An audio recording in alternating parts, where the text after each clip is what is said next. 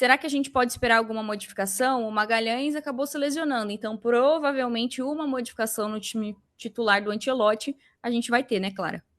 Isso, necessariamente uma modificação a gente vai ter, né? O Gabriel Magalhães não vem aqui para ali por conta da lesão, fica já em Londres. Curiosamente, inclusive, o zagueiro do Lille, o Alexandro, visitou a seleção ontem na porta no hotel onde a seleção está hospedada. E ele, obviamente, a gente imagina que ele está na grande lista do Ancelotti, mas ele está com uma lesão e por isso não está sendo convocado. Claramente seria um dos jogadores que estaria à disposição do Ancelotti nesse momento, nessa data FIFA. Mas, não tendo o Gabriel Magalhães, necessariamente o Ancelotti vai fazer uma mudança. Ele falou muito sobre o Wesley na coletiva, pode ser que a gente tenha um Wesley na direita. Informação importante que o Bruno Henrique não participou do treino por conta de uma indisposição intestinal, então vamos ver se daqui para amanhã pode virar alguma coisa mais séria, não participou do treino, então pode ter aí, enfim, né, já uma informação para a gente não contar com ele para o jogo de amanhã. E perguntei também sobre o Luciano Juba, né, pro Ancelotti, e ele elogiou demais o Juba, disse que ele tem chance de estrear, então a gente também, não acredito que vai ser titular, tá? Mas pode ser um jogador para a gente ver.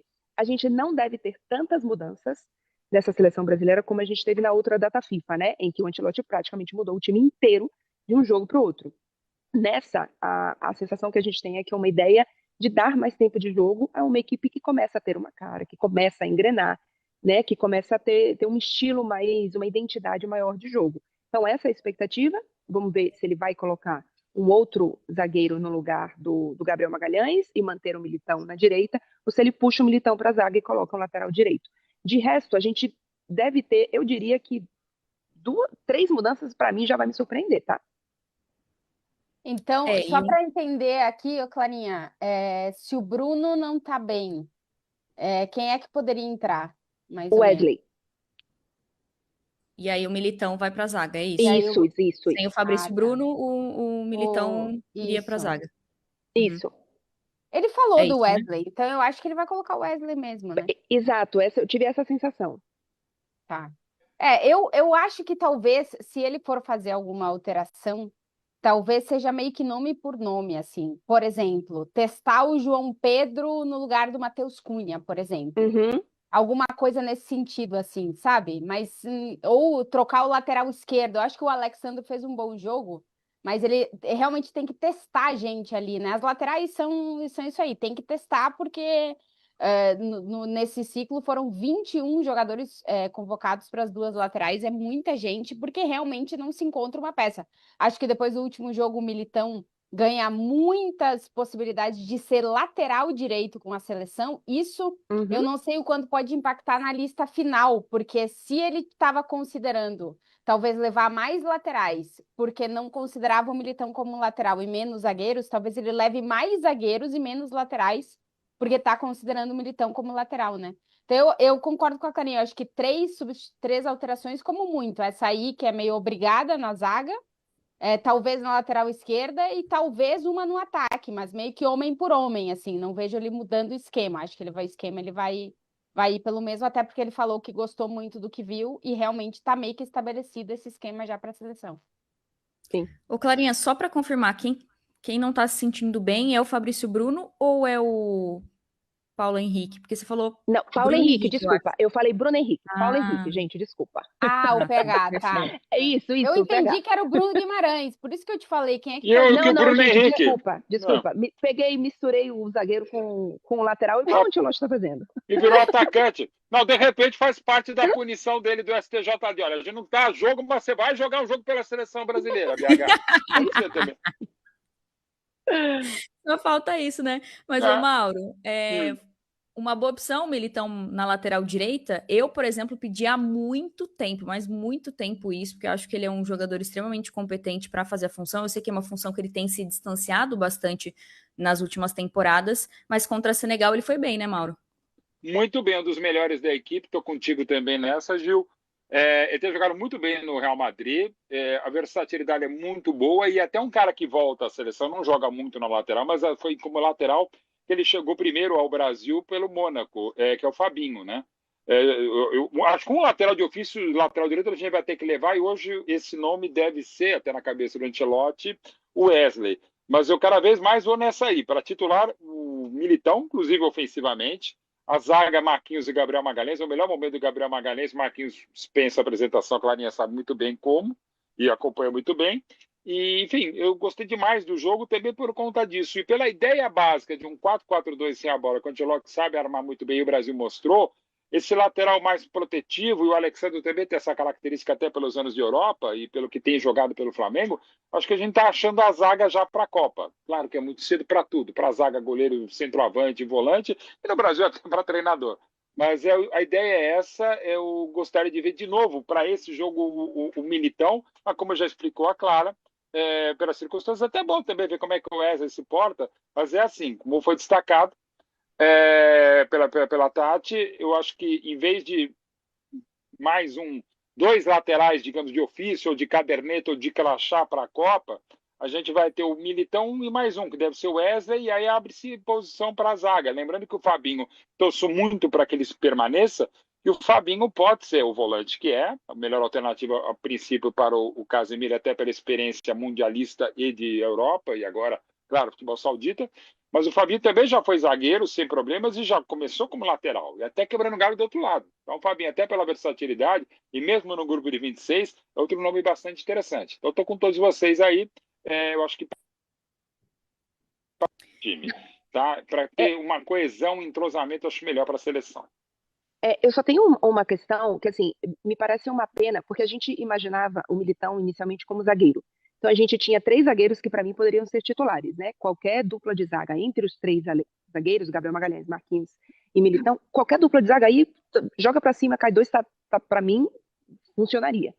Só que se a gente joga o Militão para a lateral direita, na minha opinião, a gente fica sem um bom zagueiro, reserva.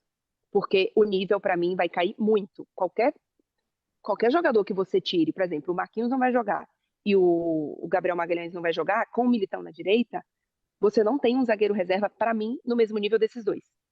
E é uma pena que hoje, por exemplo, me parece muito claro que se o Ancelotti vai puxar o Militão para a zaga, é porque ele não acha que ele tem um outro zagueiro reserva no mesmo nível. Não, mas ele não tem. Mas É aí, isso, ele não tem.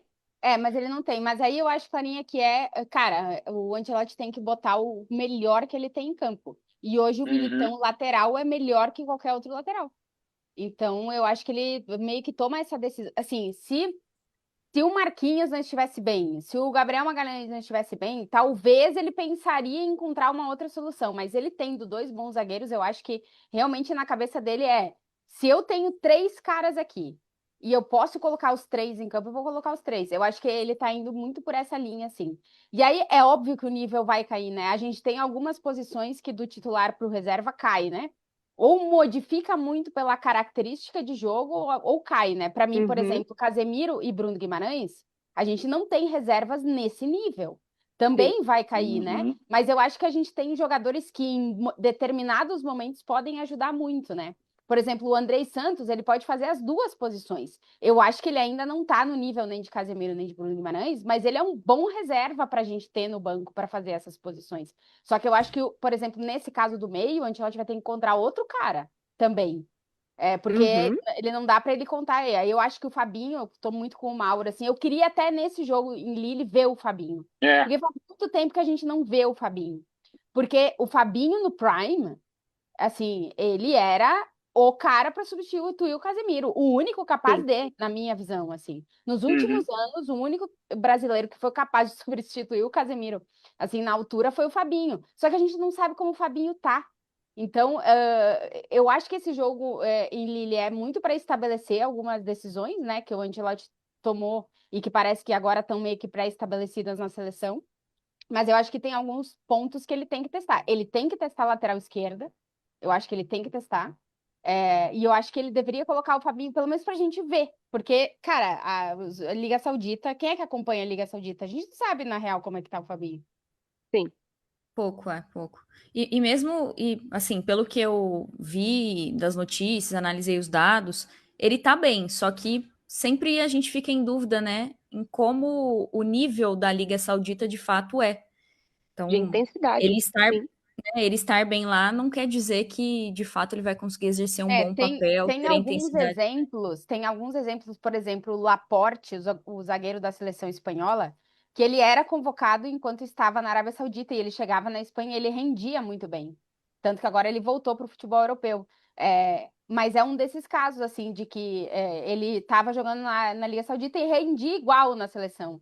O Fabinho pode ser esse cara, né? Ele pode Sim. estar assim, mas a gente não sabe, né? A gente precisa ver. A gente precisa ver. Só testar. Sim. Quando o Tite traz, claro, uma outra liga, outro jogador, o Paulinho da China, fala, pô, mas o Paulinho voltou muitíssimo bem, né? Inclusive, ele virou o maior volante artilheiro da história da seleção brasileira. É um caso.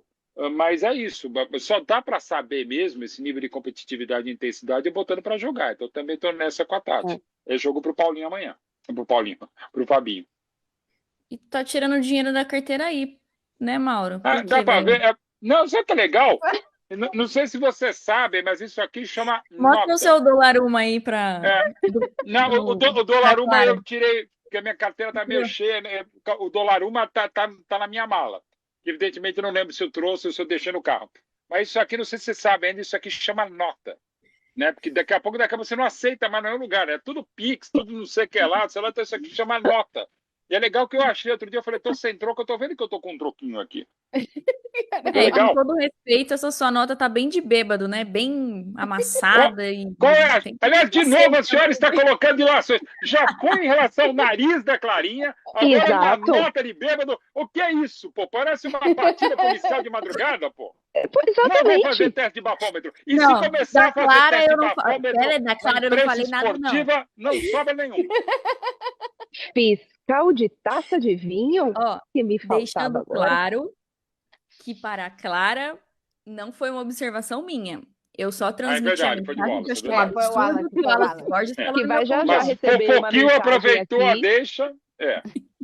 Com essa reclamação. Deixa acabar o programa. Mas, enfim. Eu tô Opa, vendo a Clarinha, ela é brava, viu, gente? Ela é brava. Vai, vocês ficam brincando aí, vocês vão ver. Mas, enfim, voltando para a seleção brasileira, na última data FIFA ficou um gosto amargo, né? Aquela derrota de virada para o Japão. A gente teve muitas dúvidas surgiram naquele jogo. E aí, agora, essa vitória em cima de Senegal, dá para empolgar um pouquinho, para entender que o trabalho tá num outro momento, Tati? Para mim, eu acho que sim, né? Assim, é óbvio que a gente exige da seleção brasileira jogar bem e ganhar todos os jogos, né? É a maior exigência do planeta Terra, assim, não tem outra. E é normal também, porque, enfim, a gente sempre espera que a seleção possa fazer sempre o melhor. Mas o Ancelotti está começando um trabalho, e eu acho que, assim, no jogo contra o Japão, claramente a galera apertou o botão de off, né? Assim, o Brasil parou de jogar e deu. Estamos ganhando, vamos parar de jogar. E isso não pode acontecer. E isso eu acho que tem que servir de aprendizado. O que eu vi lá na Inglaterra contra o Senegal é um negócio completamente diferente. A seleção não desligou na partida. É por isso que depois do jogo até se falava que foi um jogo muito mais próximo do que a gente vai ver na Copa do Mundo do que a gente tinha visto nos amistosos na Ásia, né? Uma seleção que liga e não desliga. E é isso que eu espero ver contra a Tunísia também. Eu acho que a seleção tem que seguir nesse caminho. A nível de sensações fora do Brasil, eu acho que o jogo contra a Coreia ele tinha passado bons recados. Mas eu acho que esse jogo contra o Senegal estabelece a seleção brasileira de novo em outro lugar. Porque eu acho que não só foi o resultado, mas foi o que a seleção mostrou e o nível que a seleção mostrou dentro do que o Ancelotti já disse que é o que ele quer fazer. Por isso que a imprensa aqui na Espanha, por exemplo, que está seguindo muito de perto a seleção, porque tem muitos jogadores dos clubes, principalmente nessa etapa agora do Real Madrid, mas que o Carlo Ancelotti é um cara que gera muito, né, que se acompanha muito a seleção por causa dele. Aqui na Espanha já, para mim, nas últimas horas, um pouco que a seleção subiu um pouquinho de patamar, assim, do que estava sendo considerada antes. Eu acho que a Espanha e a Argentina, elas continuam em outro lugar dentro de qualquer tipo de discussão, mas o Brasil está batendo na porta aí de uma Inglaterra, por exemplo, que a gente botava talvez na frente do Brasil.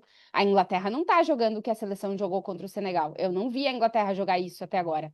Então, eu acho que nesse ponto, depois desse jogo contra o Senegal, e isso precisa ser feito também contra a Tunísia, para de verdade a seleção fechar um ano com um estado de ânimo e num lugar completamente diferente da onde ela começou, né? A seleção precisa fechar 2025 num lugar diferente do que começou 2025, e eu acho que está nesse caminho, mas a gente precisa ver contra a Tunísia isso ser repetido. Porque eu acho que já se está começando a considerar a seleção, ó, o Brasil entrou na sala, né? Assim, se manter o nível que apresentou contra o Senegal, contra a Tunísia, eu acho que a gente vai começar 2026 com o Brasil dentro da sala. É a sala para ser campeão? Eu acho que ainda não. Nós não sentamos naquela mesa, mas a gente entrou na sala. E na sala tem uma galera. Mas a gente está nesse bolo, que no início do ano a gente não estava. Eu acho que é importante que a gente tenha uma sequência, né, que não seja apenas um jogo contra o Senegal, eu concordo totalmente com a Tati sobre isso, e assim, é claro que a gente vê evolução nessa seleção, e vendo um pouco do copo cheio do ciclo mais curto, é de que quase ninguém já tem a sensação de que seu lugar está garantido, né? Porque num ciclo maior, quando tem 2, 3 anos da mesma seleção, a gente sabe o time de qual, os próprios jogadores sabem, ok, esse lugar é meu aqui. Então, eu não acho que diminui, obviamente, a vontade, mas você já tem posições garantidas, né? Lugares garantidos. O ciclo curto faz com que todo mundo esteja brigando por posição. Assim, sinceramente, você tira aí o Estevão no ataque, você vai garantir quem? O Vini do lado, beleza, mas as outras duas posições, o Rafinha vai voltar. O João Pedro, se entrar em campo, tem que comer a bola, porque a posição dele não está garantida. O Rodrigo não tem posição garantida. O Matheus Cunha não tem posição garantida. Então, assim, tô indo aqui pro lado do copo cheio, né? O copo cheio, a gente tem jogadores que não têm posição garantida num ciclo curto e que precisam brigar por isso. Inclusive, o Ancelotti falou muito sobre o ataque, né? Que o Matheus Cunha tem uma posição importante, porque ele é a ligação do meio com o ataque. Falou do brilhantismo, do talento do Estevão e também como o Vini e o Rodrigo se entendem muito bem e trocam de posição muito bem durante o jogo. E isso gera muito espaço, gera muita oportunidade. E aí eu fiquei pensando no que você falou, Clara. Quando o Rafinha voltar, o que vai acontecer? Quem de fato está garantido aí entre os 4 jogadores do ataque para você, Mauro? Eu acho que o próprio Rafinha tá, mas dá para se colocar essa questão, como foi muito bem explanado pela Clarinha e pela Tati. O Brasil, e olhando o copo cheio, acho que até olhando pela realidade mesmo, não só no sentido poliana, não só no sentido mais otimista. Insisto, pelo lado direito e pelas pontas, sobre direita e esquerda, ou talvez no mundo não haja tantas opções como o Brasil desse nível. A França também, mas acho que o Brasil, até pelo Vini Júnior, embora na seleção ele não seja o que é no Madrid. Mas, assim, tem muitas boas opções, e ao mesmo tempo que pode pintar de uma hora para outra. Se a gente estivesse fazendo esse MFM, sei lá, em junho, agora, né? A gente não ia estar falando do João Pedro como está falando agora, né? O que o João fez quando chega no meio da Copa do Mundo de Clubes, né? E voando tal, e se mantém também na seleção, é muito legal. Então tem opções interessantes. Assim, o Rafinha é uma, mas uma coisa, os nomes, claro, evidentemente fazem parte dessa escolha, mas eu acho que o esquema, e até pela qualidade, intensidade, vai e vem, marca, arma e chega do Casemiro e do Bruno Guimarães, dá para dizer que esse 4-4-2 sem a bola, e quase que um 4-2-4 mesmo, assim, não é o cara que está atrás do homem de frente, é praticamente são 2 na frente e 2 pelos lados. Quase que esse 4-2-4 do Ancelotti, com muita dinâmica e movimentação, é o esquema que a gente vai ter na Copa. Podemos ainda, claro, discutir os nomes e por óbvio, algumas das características dessa equipe, mas essas funções estão mais ou menos delimitadas, ou delimitadas não, estão delineadas e o jogo vai ser esse. E bom para nós, tá? Bom para nós. Sem dúvida, ter esse tanto de jogador qualificado e também jogadores que podem fazer várias posições, né? O Rafinha pode jogar na esquerda, na direita, centralizado, ele já fez muito bem todas as posições, principalmente no Barcelona. E eu gostei de um superchat aqui que mandaram pra gente, do Nigel. Ele disse, na Copa, no jogo contra a Croácia, Militão fechou totalmente a lateral direita. Inclusive, depois da saída dele, tomamos o empate por ali. Eu acho que esse é o caminho. Não tem como. Porque, assim, na minha cabeça não tem como abrir mão. Eu acho que a briga na zaga é Marquinhos e Militão, pelo pé, né? E aí não tem como deixar um deles de fora. Porque o Militão tá num excelente momento. O Marquinhos, além de ser um excelente jogador, também é um líder em campo. Não tem como tirar, desculpa. Tem que ser Militão na lateral direita e Marquinhos e e Magalhães na zaga, pelo que a gente tem visto deles Tem em só relação... um ponto, Gil, que eu acho que, assim, de todas as posições que a gente fala aí, que o Ancelotti, para mim, ele encontrou o esquema, mas eu acho que esse esquema pode variar dependendo do rival. Aí vai ser muito importante a data FIFA de março, que a gente vai enfrentar muito provavelmente França e Croácia, né? Deve ser a outra seleção. Isso. Porque eu acho que esses vão ser os grandes testes para a ideia de jogo do Ancelotti, porque contra todos os adversários que o Brasil enfrentou até agora, ok tu jogar no 4-2-4 ou no 4-4-2 que o Mauro estava falando sem a bola. Contra a França, eu já quero ver se o Ancelotti não vai fazer um Ancelotti meter um terceiro volante, porque aí tu vai ter um meio-campo muito mais forte, tu vai ter um ataque para te atacar muito mais poderoso, que eu não sei se Casemiro e Bruno Guimarães sozinhos aguentam, né? Então eu acho que esse é um teste. E outro que o Ancelotti acabou de falar na coletiva, né, Clarinha? Que a seleção tem 6 meses para encontrar o 9. Ele ainda quer levar um 9-9. Ele quer um Rossello na seleção brasileira, um cara que possa, em determinados jogos, entrar e ser o cara que vai botar o último pé e a última cabeça na bola dentro da área. E ele não encontrou esse cara ainda. É interessante ver isso. Ele tá relevando o Richarlison, mas eu acho que esse cara, ainda na cabeça dele, pode não ser o Richarlison, né? Eu acho que eu também estou por aí, mas eu acho que é por aí mesmo. E eu perguntei pro Ancelotti sobre o Juba, mas muito mais porque eu estava querendo entender, eu sentir o quanto que o Ancelotti acha possível um jogador que, no caso do Juba, é a primeira convocação dele, mas no caso de um outro jogador que não fez parte do ciclo dele, que não foi convocado, por exemplo, né, nas primeiras convocações dele, o quanto que esse jogador pode ter uma chance na Copa, né? Então, assim, beleza, não encontrei o meu 9 ainda. Então, ele está abrindo para a possibilidade de que ele pode chamar um jogador pela primeira vez em março. O grupo não estará fechado, em março não estará fechado para a Copa do Mundo, né? Então, eu acho que ele deu que, olha, talvez esse grupo aqui, em algumas posições, está mais aberto do que se imagina. Eu tenho a impressão que esse jogador pode ser talvez o Pedro, viu? Que tem características bem diferentes. Uhum, Que Sim, não pode ser também acho. convocado.